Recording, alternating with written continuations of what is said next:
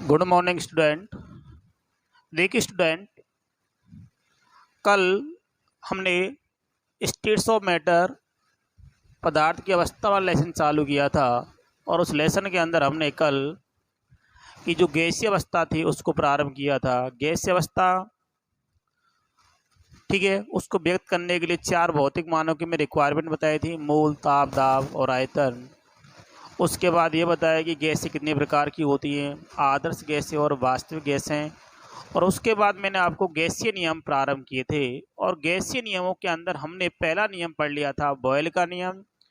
और जो बॉयल का नियम होता है एक्चुअलिटी में क्या होता है, उसका ग्राफिकल रिप्रेजेंटेशन क्या होता है, वो हमने कंप्लीट डिस्कस कर लिया। आज मैं आपको बता रहा हूँ चार्ल्स का नियम। देखिए चार्ल्स नियम, देखिए चार्ल्स नियम जो है ये हमेशा नियत दाब पर दिया जाता है। इसमें जो दाब होता है उसको क्या रखते हैं, एट कांस्टेंट। एट कांस्टेंट क्या रहता है इसके अंदर, एट कांस्टेंट क्या रहता है, प्रेशर। इसके अंदर दाब को हमेशा इससे रखा जाता है। और चार्ल्स का नियम क्या कहता है कि नियत दाब पर निश्चित द्रव्यमान वाली गैसों का आयतन ताप के समानुपाती होता है। क्या बताया कि नियत दाब पर निश्चित द्रव्यमान वाली गैसों का आयतन किसके समानुपाती होता है, ताप के समानुपाती होता है। ठीक है, अब देखिए नियम से क्या आएगा, बी समानुपाती क्या आ गया, टी, या बी बराबर क्या आ जाएगा, के टी। और मैंने पीछे आपको बताया था कि के क्या होता है, समानुपाती स्थिरांक। आपको बताया बी क्या है, volume of gases, volume of gases. और टी क्या होता है, temperature of gases, temperature of gases मतलब क्या है, गैसों का आयतन। ठीक है, और के क्या होता है, प्रोपोर्शनलिटी कांस्टेंट। के क्या कहलाता है, समानुपाती स्थिरांक, समानुपाती स्थिरांक। ठीक है, अब देखिए इसको मैं ऐसे लिख सकता हूं क्या कि बी अपॉन टी बराबर क्या होता है, के। या इसको मैं ऐसे लिख सकता हूं, जब अलग अलग वॉल्यूम हो और अलग अलग टेम्परेचर हो तो इसको मैं ऐसे लिखता हूं, B one upon T one बराबर क्या आएगा, B one upon T one बराबर क्या आ जाएगा अपने पास, देखिए बी टू बटे टी टू। आपको पता है कि B one upon T one बराबर क्या आ जाएगा, बी टू बटे टी टू। ठीक है,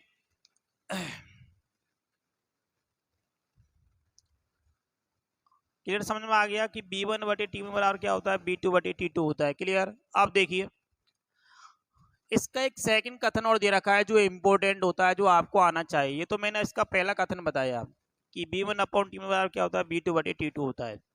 अब इसका सेकंड कथन देखिए, वो इंपॉर्टेंट है, उसको अच्छी तरीके से समझना है। सेकंड कथन देखिए, सेकंड कथन क्या है, ध्यान से सुनना है। सेकंड कथन क्या होता है कि नियत दाब पर निश्चित द्रव्यमान वाली गैसों के ताप में 1 डिग्री सेल्सियस की वृद्धि या कमी करने पर गैसों का आयतन प्रारंभिक आयतन का 1/273वां भाग, 1/273वां भाग या तो घटता है या बढ़ता है। दोबारा सुनिए, नियत दाब पर निश्चित द्रव्यमान वाली गैसों का ताप 1 डिग्री सेल्सियस बढ़ाने पर गैसों का आयतन प्रारंभिक आयतन का 1/273वां भाग बढ़ता है या घटता है। अब दो केस में आपको बताऊंगा। देखिए case number first, case number first, ताप बढ़ाने पर, टेम्परेचर बढ़ाने पर, ऑन इंक्रीजिंग टेम्परेचर, ताप बढ़ाने पर। देखिए यहां लिखता हूं, माना कि गैसों का प्रारंभिक आयतन, गैसों का प्रारंभिक आयतन क्या है, B0। क्या है, B0। 1 डिग्री सेल्सियस ताप बढ़ाने पर, ताप बढ़ाने पर गैसों का आयतन कितना हो जाएगा, देखिए B1। ठीक है, B0 प्लस B0 इंटू 1/273। गैसों का आयतन प्रारंभिक आयतन का 1/273वां भाग क्या होता है, बढ़ता है। या B1 बराबर क्या आ जाएगा, B0 को मैंने कॉमन ले लिया तो 1 प्लस 1 अपॉन, ठीक है, 273, क्योंकि दोनों से B0 कॉमन आ गया तो 1 प्लस 1/273 आ जाएगा अपने पास। इसी तरीके से यदि हम 2 डिग्री सेल्सियस टेम्परेचर बढ़ाएं तो गैसों का आयतन कितना हो जाएगा, B2 बराबर क्या आ जाएगा, B0 plus B0 into 2/273। 3 degree Celsius बढ़ाएं तो क्या आ जाएगा, B3 B0 plus B0 into 3/273। इसी प्रकार T डिग्री सेल्सियस ताप बढ़ाने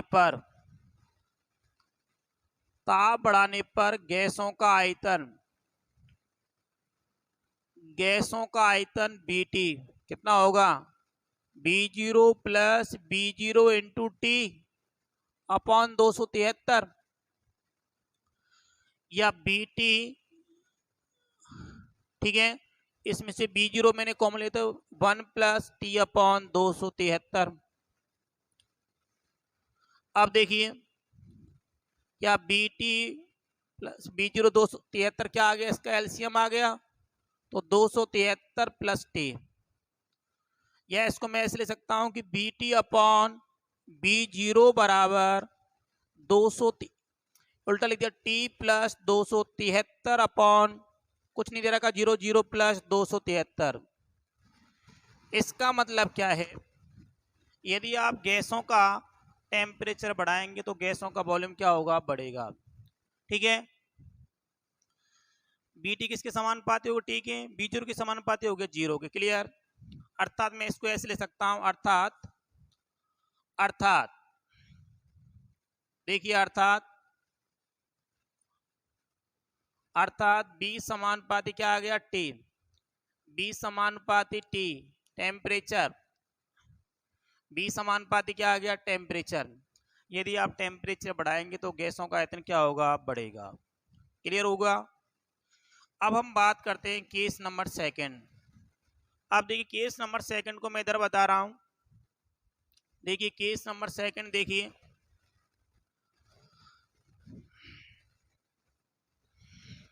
अब टेम्परेचर को क्या करेंगे, आप घटाएंगे। इससे पहले क्या किया था, टेम्परेचर को आपने बढ़ाया था, क्या किया था, बढ़ाया था। अब देखिए केस सेकंड देखें आप, केस सेकंड, ताप घटाने पर, टेम्परेचर घटाने पर, देखिए वही कंडीशन, माना कि गैसों का प्रारंभिक आयतन B0 है, कितना दे रखा है, B0, 1 डिग्री सेल्सियस ताप घटाने पर गैसों का आयतन कितना हो जाएगा, देखिए B1 B0 minus B0 into 1 B0 into 1/273, कितना आ जाएगा, 273, या B1 बराबर क्या आ जाएगा, B0 1 माइनस 1/273। इसी प्रकार यदि मैं टेम्परेचर को 2 डिग्री सेल्सियस घटा दूं कितना आ जाएगा, B2 बराबर B0 minus B0 into 2/273। 3 degree Celsius घटा दूं कितना आ जाएगा, B3 बराबर B0 minus B0 into 3/273। 273 degree Celsius ताप घटा रहा हूं। ताप घटाने पर गैसों का आयतन कितना आएगा, देखिए गैसों का आयतन B273, ये B0 माइनस B0 इंटू 273/273, या B273 B0 कॉमन ले लिया तो 1 माइनस 273/273, या b अपॉन 273 बराबर b0, 1 माइनस 1 क्या हो गया 0, इससे गुणा 0 से करेंगे तब क्या आएगा, क्या आएगा 0। इसका मतलब क्या है कि -273 पॉइंट, एक्चुअल स्थिति बता रहा हूं, -273.15 केल्विन ताप पर सैद्धांतिक रूप से गैसों का जो आयतन होता है, सैद्धांतिक रूप से गैसों का जो आयतन होता है कितना होता है 0 होता है। इसलिए इस ताप को क्या कहते हैं, परम शून्य ताप। क्या कहते हैं इसको, परम शून्य ताप कहते हैं। क्या कहते हैं इसको, परम शून्य ताप। ये किससे निर्धारित किया हमने, थियोरेटिकल। ये कैसे निर्धारित किया गया, सैद्धांतिक रूप से। लेकिन प्रयोगों द्वारा यह निर्धारित किया गया कि किसी भी गैस का परम शून्य ताप -273.15 केल्विन नहीं होता। क्यों नहीं होता, क्योंकि इस ताप तक पहुंचते पहुंचते गैसें कौन सी अवस्था में चली जाती हैं, लिक्विड अवस्था में। प्रायोगिक रूप से ज्ञात किया गया कि कोई भी जो गैस होती है उसका परम शून्य ताप -273.15 केल्विन नहीं होता। क्यों नहीं होता, क्योंकि इस टेम्परेचर तक पहुंचते पहुंचते गैसें किस में कन्वर्ट हो जाती हैं, गैसें लिक्विड अवस्था में बदल जाती हैं, द्रव अवस्था में बदल जाती हैं। कौन सी अवस्था में बदल जाती हैं, द्रव अवस्था में बदल जाती हैं। अब देखिए इसको हम एक ग्राफ से रिप्रेजेंट करते हैं। देखिए ग्राफ जो खींचा जा रहा है वो ताप और आयतन के मध्य, किसके मध्य है, ताप और आयतन के मध्य। ठीक है, अब देखिए ये तो वॉल्यूम दे रखा है, किसमें दे रखा है, डेसीमीटर क्यूब में। और ये क्या है, टेम्परेचर। ये कंडीशन 0 है। माना कि किसी गैस का टेम्परेचर यहाँ 100 डिग्री सेल्सियस दे रखा है, यहाँ माना कि 100 केल्विन दे रखा है, यहाँ माना कि 200 केल्विन दे रखा है, यहाँ माना कि 300 केल्विन दे रखा है। इसी तरह देखो यहाँ माना कि इतना दे रखा है -100 केल्विन, यहाँ कितना दे रखा है -200 केल्विन, यहाँ माना कि दे रखा है -300 केल्विन। ठीक है, अब देखिए नियम क्या कहता है, गैसों का यदि आप टेम्परेचर बढ़ाएंगे तो गैसों का वॉल्यूम बढ़ेगा और घटाएंगे तो क्या आएगा, घटेगा। लेकिन देखिए यहां माना कि कितना दे रखा है, -273.15 केल्विन दे रखा है। कितना दे रखा है, -273.15 केल्विन दे रखा है। देखिए इस ग्राफ को जनरली मैं इस तरीके ड्रॉ करके बता रहा हूं आपको।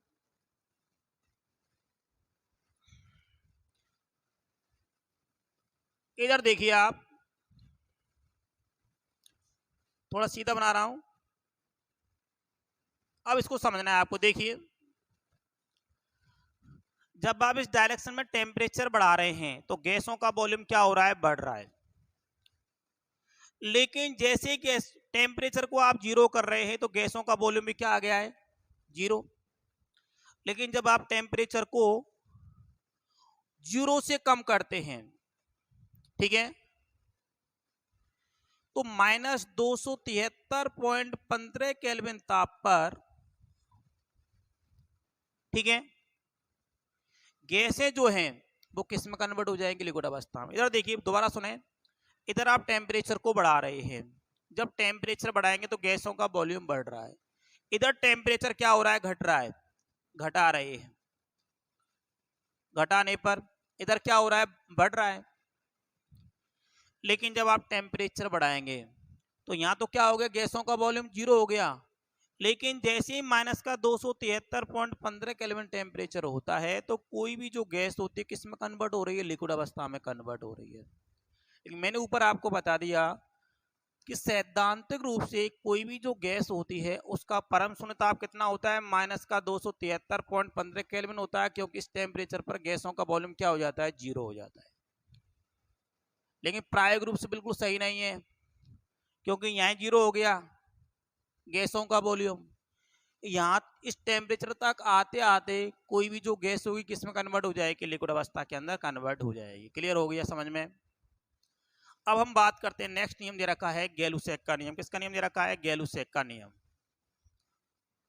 गैलुसैक का नियम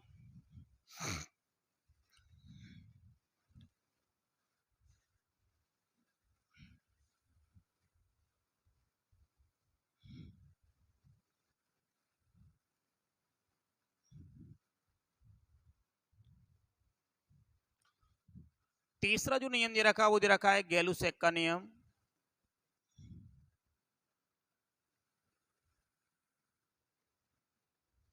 गैलुसेक का नियम। अब देखिए गैलुसेक का नियम क्या कहता है। गैलुसेक का जो नियम है ये दिया गया है नियत आयतन, ठीक है। नियत आयतन पर किसी गैस का दाब उन गैसों के ताप के समानुपाती होता है। गैलुसेक क्या कहता है कि निश्चित आयतन वाली गैसों का दाब, ठीक है, ताप के समानुपाती होता है। P समानुपाती क्या होता है, T, या P बराबर क्या आ जाएगा, KT। आपको पता है P क्या होता है गैसों का दाब, T क्या होता है टेम्परेचर, K क्या है समानुपाती स्थिरांक, या P अपॉन T बराबर क्या आ जाएगा, K, क्या आ जाएगा K। या इसको मैं ऐसे लिख सकता हूं कि P1 अपॉन T1 बराबर क्या आ जाएगा, P2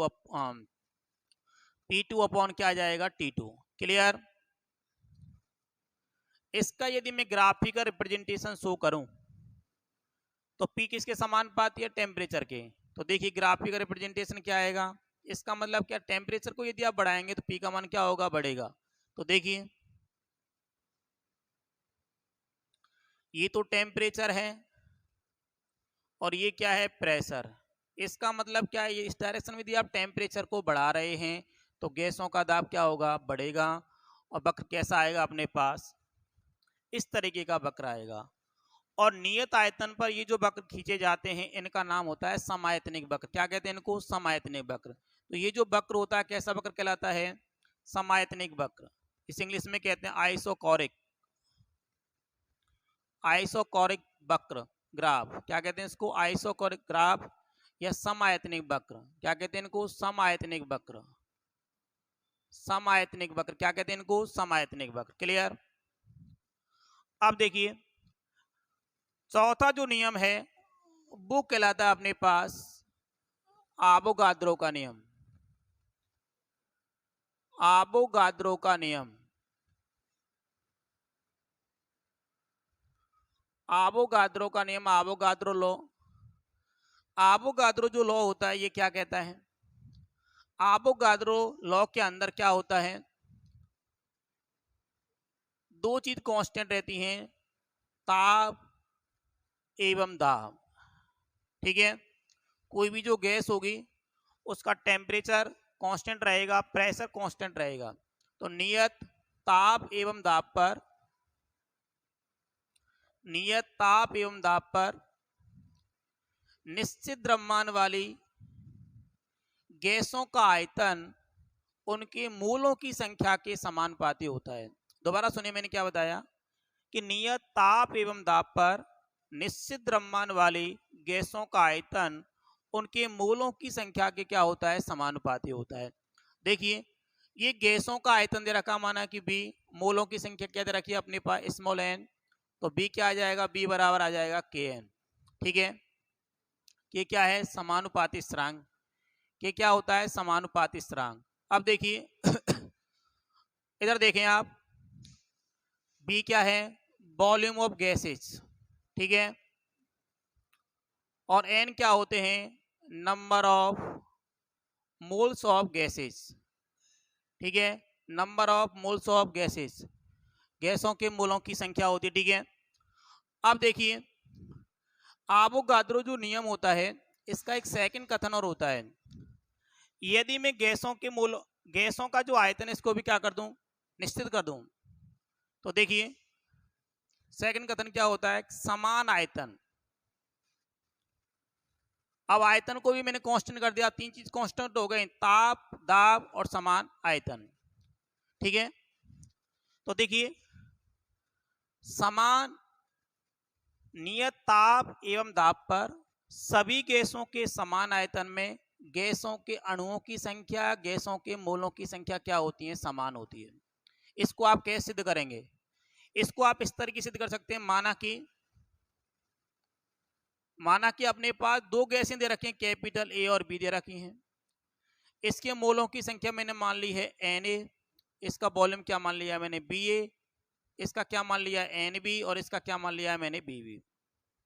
ऊपर अपने पास नियम दे रखा है बी ए समानुपाती क्या होगा, एन ए, ठीक है, या बी ए बराबर क्या आ जाएगा अपने पास, के एन ए। इसी तरीके से देखिए, इसको मैंने इक्वेशन नंबर 1 दे दिया, बी बी समानुपाती क्या हो जाएगा, एन बी, या बी बी बराबर क्या आ जाएगा, के एन बी।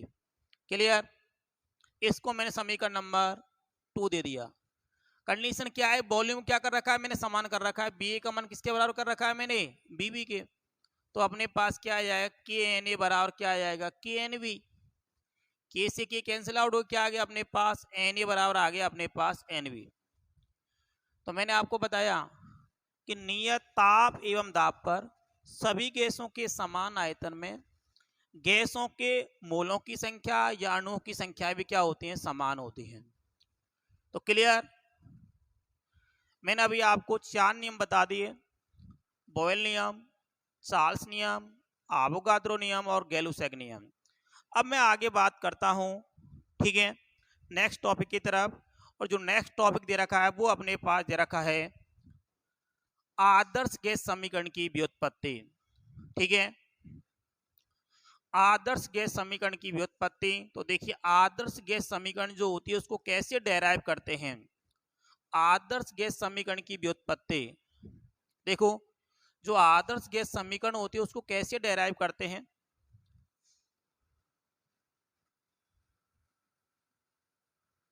आदर्श गैस समीकरण की व्युत्पत्ति। अब देखिए, जो आइडियल गैस समीकरण होती है इसको कैसे डेराइव किया जाता है। तो आदर्श गैस समीकरण जो होती है इसको हम जनरली 3 नियमों से ज्ञात करते हैं, बॉयल नियम, चार्ल्स नियम और आवोगाद्रो नियम। तो देखिए, सबसे पहले मैं आपको बता रहा हूं बॉयल नियम से। बॉयल नियम से हमने पढ़ा है, हमने ये पढ़ा है बॉयल नियम से बी व्युत्क्रमानुपाती होता है पी। चार्ल्स नियम से हमने पढ़ा है बी समानुपाती होता है टी। और आवोगाद्रो नियम से बी समानुपाती होता है एन। अब इन तीनों नियमों को हम जोड़ देते हैं तो अपने पास क्या आ जाएगा, बी समानुपाती एन टी अपॉन पी। इस समानुपाती के निशान को यदि मैं हटाऊं तो बी बराबर क्या आएगा, N R T upon P, या क्या आ जाएगा, पी बी बराबर एन आर टी। अब इसमें एक नाम आया है आर, क्या है, इस समीकरण को क्या कहते हैं, आदर्श गैस समीकरण। पी बराबर एन आर टी क्या समीकरण होती है, आदर्श गैस समीकरण। इसमें आर जो होता है इसको कहते हैं गैस स्थिरांक। आर का क्या नाम होता है, गैस स्थिरांक। क्या नाम होता है इसका, गैस स्थिरांक। और इस समीकरण को हम क्या कहते हैं, आदर्श गैस समीकरण। तो आदर्श गैस समीकरण क्या होती है, पीवी बराबर एनआरटी। क्या होती है, पीवी बराबर एनआरटी। क्लियर, समझ में आ गया। आदर्श गैस समीकरण की व्युत्पत्ति कौन कौन से नियमों से होती है, 3 नियमों से होती है, वायल नियम से, चार्ल्स नियम से और आवोगाद्रो नियम से। आर क्या होता है, गैस स्थिरांक होता है। ठीक है, अब हम बात करते हैं गैस स्थिरांक आर की प्रकृति, इकाई या विमा। देखिए, गैस स्थिरांक आर की प्रकृति या विमा या इकाई, इसके बारे में हम बात करते हैं। ठीक है, देखिए, गैस स्थिरांक आर की प्रकृति, विमा या इकाई, इसको कैसे ज्ञात करेंगे। देखिए, सबसे पहले अपने को क्या आना चाहिए, आइडियल गैस समीकरण मैंने पीछे बता दी, हम लिखेंगे बी नो दैट। हम जानते हैं कि बी नो दैट, क्या जानते हैं हम जानते हैं ideal gas equation. Ideal gas equation, ideal gas equation अपने पास क्या होती है, पीवी बराबर एनआरटी। क्या होती है, पीवी बराबर एनआरटी। क्या निकालना अपने को, एन का मान, सॉरी क्या निकालना, आर का मान। तो आर बराबर अपने पास क्या आ जाएगा, पीवी अपॉन एन टी। अब देखिए P क्या है, दाब, B क्या होता है, आयतन, N क्या होते हैं, मोल, और T क्या होता है, टेम्परेचर, केल्विन। इकाई क्या होती है इसकी, केल्विन। इकाई क्या होती है, केल्विन। अब देखिए हम दाब निकालना भी जानते हैं। दाब क्या होता है, बल बटे क्षेत्रफल, बल बटे क्षेत्रफल इनटू क्या हो गया, आयतन, बटे क्या आएगा, मोल इनटू केल्विन। ठीक है, क्या आ गया, केल्विन, मोल इनटू केल्विन। अब देखिए आयतन की इकाई क्या होती है, एल क्यू, और इसकी इकाई भी क्या होती है, एल स्क्वायर। तो ऊपर क्या हो जाएगा अपने पास, आर बराबर बल इनटू लंबाई अपॉन मोल इनटू केल्विन। ठीक है, या इसको मैं ऐसे ले सकता हूं, बल इनटू विस्थापन बटे मोल इनटू केल्विन, मोल इनटू केल्विन। बल और विस्थापन क्या, बल इनटू विस्थापन क्या होता है, कार्य। तो मैं लिख सकता हूं आर बराबर क्या आ गया, कार्य, या दूसरा नाम क्या होता है इसका, ऊर्जा, बटे मोल इनटू केल्विन। तो देखिए तो आर की जो इकाई अपने पास निकल के आई वो क्या आ गया, कार्य या ऊर्जा बटे मोल इनटू केल्विन। आप जानते हैं कार्य की इकाई क्या होती है, जूल। तो क्या आ गया अपने पास, इकाई क्या आ गई इसकी, यदि इसकी मैं इकाई लिखूं एम के एस के अंदर तो क्या आएगी, जूल, ठीक है, प्रति केल्विन प्रति मोल। इकाई क्या आएगी इसकी, जूल प्रति केल्विन प्रति मोल। कौन सिस्टम में देखिए, ये एम के एस में, किसमें आई है ये, एम के एस, किसमें आई है, एम के एस, जूल प्रति केल्विन प्रति मोल। ठीक है, क्यों, कार की इकाई क्या होती है, जूल, प्रति केल्विन प्रति मोल हो गई अपने पास। तो आर होता क्या है कि प्रति मोल प्रति केल्विन, प्रति मोल प्रति केल्विन किसी गैसीय निकाय द्वारा किया गया कार्य क्या कहलाता है, गैस स्थिरांक आर कहलाता है। दोबारा सुनिए, प्रति मोल प्रति केल्विन किसी गैसीय निकाय द्वारा किया गया कार्य क्या कहलाता है, गैस स्थिरांक आर कहलाता है। अब देखिए ये जो आर होता है, आर के अपने को मान आने चाहिए। आर के मान क्या क्या होते हैं, ये इंपॉर्टेंट है, सारे मान आपको आना चाहिए। तो देखिए आर के मान ये बहुत ही इंपॉर्टेंट है, क्योंकि आर के जो मान होते हैं न्यूमेरिकलों के अंदर काम आते हैं। तो देखिए आर के मान, आर के मान, आर के जो मान होते हैं क्या क्या होते हैं, देखिए पहले मैं आपको एम के एस के अंदर ही बताऊंगा। आर का मान क्या होता है, आर का मान होता है 8.314 जूल प्रति केल्विन प्रति मोल। सीजीएस में आर का मान कितना होता है, 8.314 इंटू 10⁻7 अर्ग प्रति केल्विन प्रति मोल।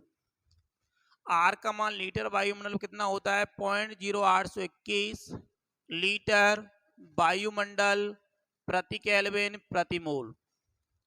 बार में कितना होता है इसका मान, 0.0831 लीटर बार प्रति केल्विन प्रति मोल।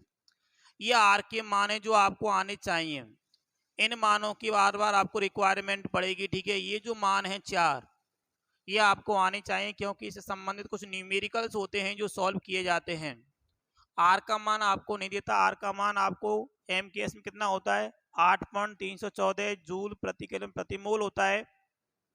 सीजीएस में कितना होता है, 8.314 इंटू 10⁻7 होता है। लीटर वायुमंडल कितना होता है, 0.0821 होता है। बार में कितना होता है, 0.0831 होता है। कितना होता है, 0.0831 होता है। ठीक है, अब हम बात करते हैं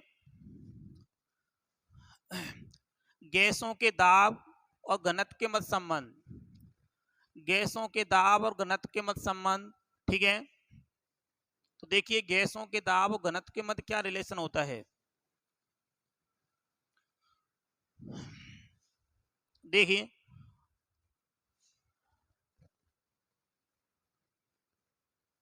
गैसों के दाब एवं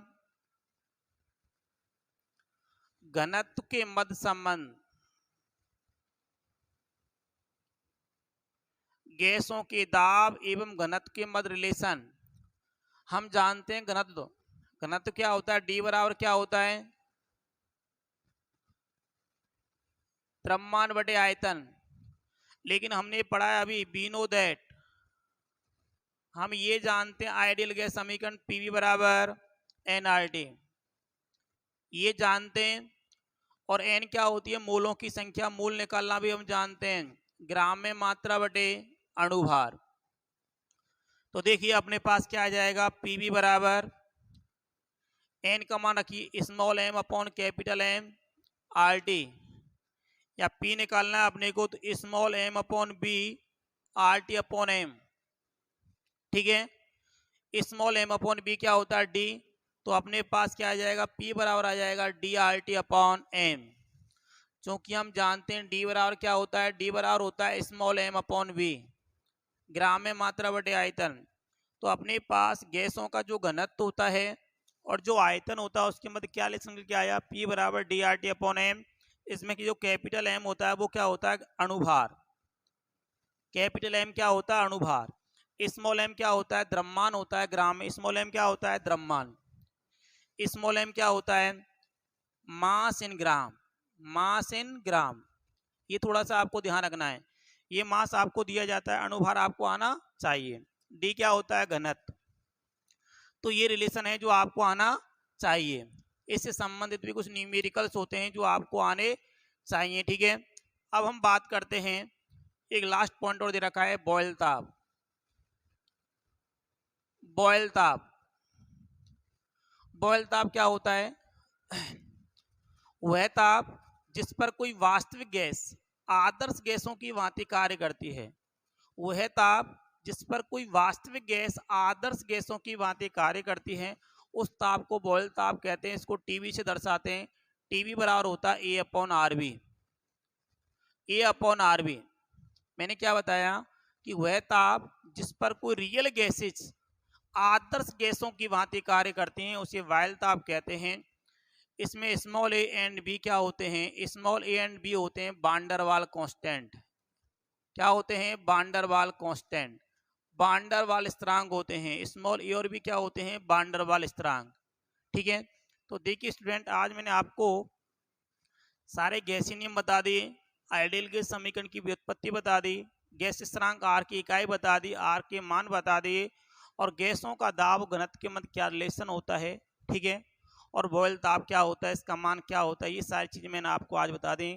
कल हम अगला टॉपिक पढ़ेंगे। Thank you.